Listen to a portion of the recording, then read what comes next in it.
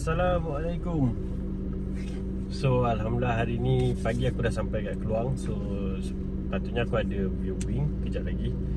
Asalnya pukul 11 tapi klien dia, prospek dia kata ada urusan lain, urgent. So lewat sikit, dalam pukul 12 lebih baru sampai. So aku ada masa lapang sikit. Aku nak buat apa sangat pun tak boleh, dah jauh daripada kawasan ni. Cuma just nak buat kongsi lah. Pagi tadi dalam waktu subuh macam tu, purchaser di sebuah ada satu rumah ni lah, mana klien ni aku rasa dah setahun dah kot. Dia membeli rumah pajakan, iaitu leasehold 99 tahun. So owner dengan buyer lah, owner dengan purchaser ni dia dah beberapa kali kebelakangan ni dia dah maklumkan mereka macam dah frust. Dia orang nak keluar, dia orang nak terminate lah. Masing-masing dah tak nak teruskan, nak abort dia punya transaction ni.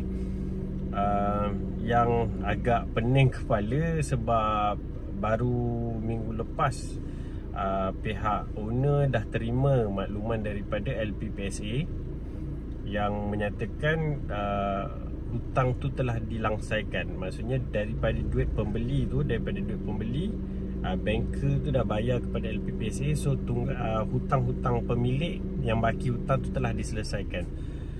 So kalau kat sini aku tak pasti lagi, sebab ini first experience aku untuk kes macam ni, yang mana hutang dah diselesaikan tapi pemilik dengan pembeli nak batalkan. Macam mana dia boleh jadi macam ni? First kali aku nak menjelaskan lah, bukan nak lepas tengkuk ke apa semuanya. First korang kena faham, dan aku pasti ejen-ejen yang korang lantik pun dah maklumkan.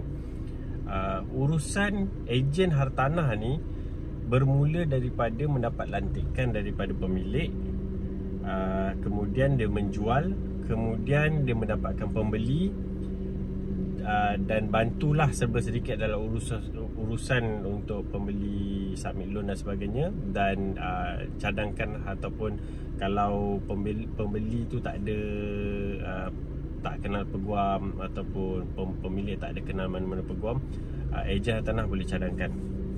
Okay, so once loan dah lulus, untuk urusan bank lah ni, loan dah lulus, pemilik dengan pembeli akan tanda tangan SPA, iaitu perjanjian jual beli. Okay, once perjanjian jual beli tu dah tanda tangan je, dah stamping je, urusan perundian tanah, ejen tanah selesai dekat situ, dah selesai dah. Seterusnya adalah urusan peguam pula, pihak peguam. Kenapa kita cakap macam tu? Sebab memang selepas SPA ni dah selesai ditandatangan, ejen tanah dah tak boleh nak buat apa-apa dah, sebab itu ianya adalah di luar bidang lah, yang mana daripada SPA seterusnya sehingga serah kunci adalah urusan pihak peguam.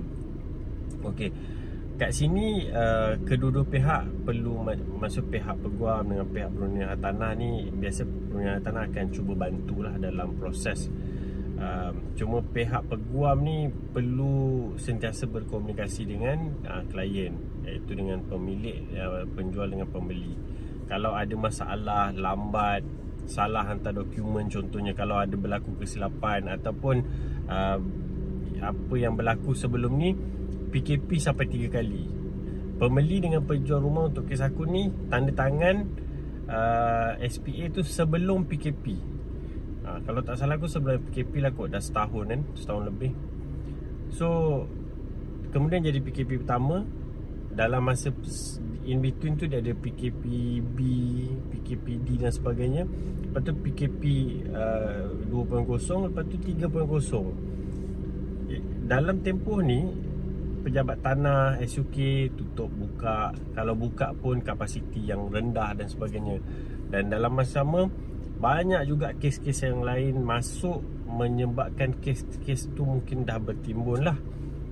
Okay, yang ini yang patutnya bahagian peguam dia mainkan peranan untuk berkomunikasi lah, terangkan secara detail, and if pembeli dengan penjual tanya, WhatsApp, call, respon dengan orang kata dengan kadar segera lah. Kalau tak dapat dalam waktu tu juga, mungkin petang sikit, malam pun ada klien tak ada masalah. Sebab macam klien aku ni, pembeli dengan pemilik ni, tengah malam sampai subuh pun, awal-awal subuh pun dah WhatsApp.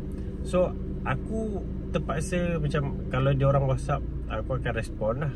Cuma respon aku adalah terhad dengan saya akan dapatkan jawapan daripada pihak lawyer, and then kita kena tanya pula pihak lawyer.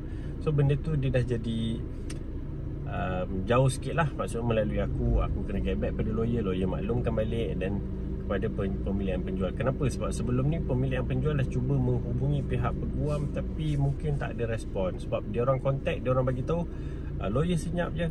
So yang paling power sekali subuh tadilah, dapat WhatsApp yang menyatakan, aku rasa macam terkesan lah. Saya rasa macam kena scam. Sebab saya tanya orang lain, tak ada pun lama macam ni.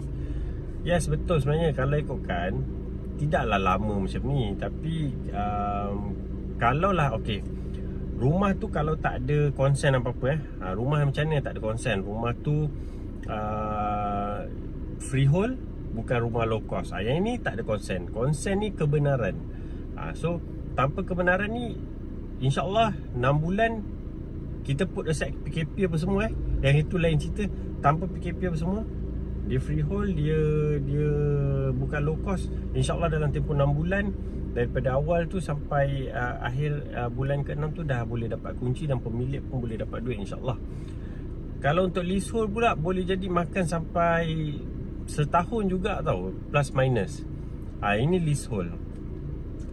Sebab ianya perlu mendapatkan kebenaran pindah milik daripada pihak berkuasa negeri lah, ataupun PTG tu. Kenapa? Sebab korang kena faham, leasehold ni ataupun pajakan ni, dia sebenarnya kita bukan membeli tau sebenarnya. Sebenar-benarnya kita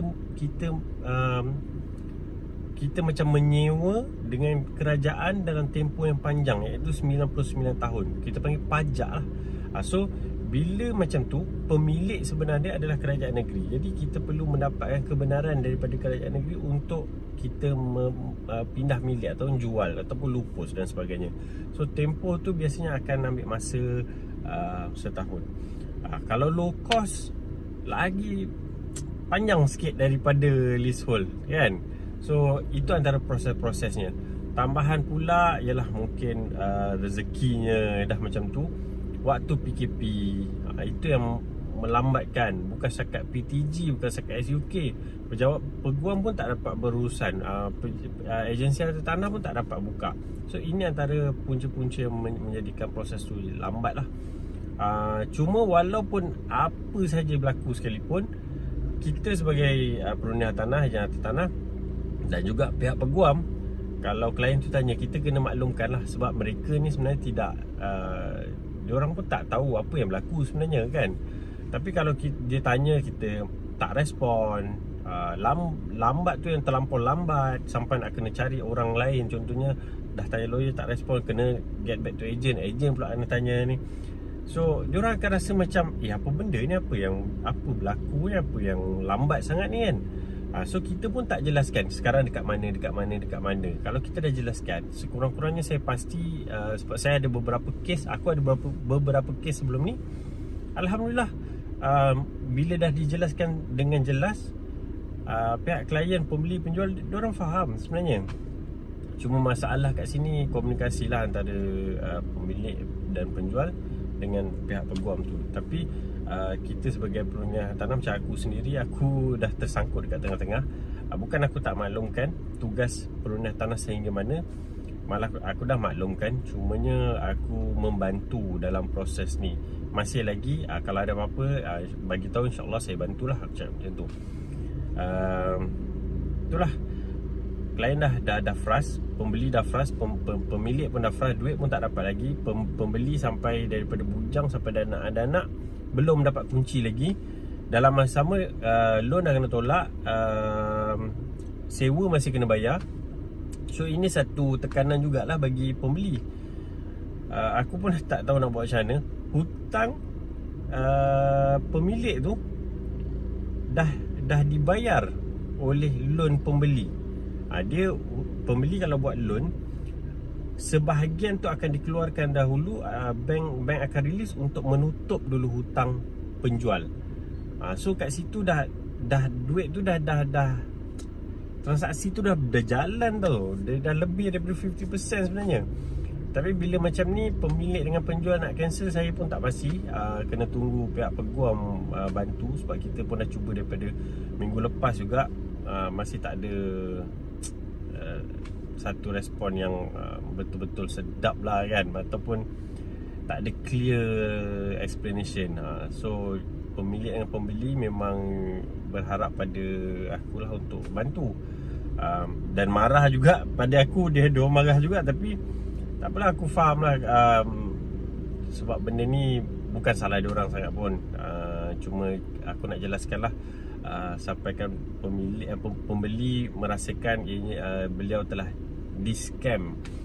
Tanya pula orang sekeliling, tak pasti. Mungkin dia tanya juga ejen hartanah. Ejen hartanah tu pun mungkin dia tak tahu the real situation. Dia pun cakap, oh ini macam kena scam kan. Aku pun risau jugalah, sebab benda ni credibility aku juga sebagai perunding hartanah. Sedikit sebanyak aku percaya ianya akan memberi kesan juga. Mungkin yalah, kalau kita buat bagus, orang akan recommend kita bagus. Tapi kalau ada masalah, orang akan maklumkan, oh dia ni bermasalah. Cuma aku nak jelaskan situasi aku. Bukan nak cakap ini bukan salah aku, bukan nak cakap macam tu, tapi nak menjelaskan perunding hartanah ni dia sehingga tantangan SPA tu telah selesai, dan seterusnya tu pihak peguam. Tapi pihak peguam tu yang perlu berkomunikasi dengan baik lah. Kalau macam ni terpalit jugalah sedikit sebanyak dengan apa yang dah berlaku kan. Tapi tak apalah, kita cuba uruskan dengan, kita cuba bantu lah. Kita cuba bantu, kita tengok apa jalan penyelesaian terbaik, insyaAllah. Aku masih lagi sedang menunggu penjelasan daripada pihak peguam, dan mohon juga kepada korang-korang, tuan-tuan pihak-pihak peguam di luar sana, kalau boleh bantulah pemudahkan urusan, lancarkan proses. Kalau ada apa-apa masalah, hiccup dan sebagainya, simple je. Kita faham you guys tak boleh buat magic pun, dan ejen hartanah, perunding hartanah pun tak boleh buat magic. Cuma jelaskan, maklumkan apa yang berlaku sebenarnya, dan kenapa berlaku kelewatan dan sebagainya. Berikan penjelasan. Hopefully dipermudahkan urusan kita semua, insyaAllah. Right, Assalamualaikum.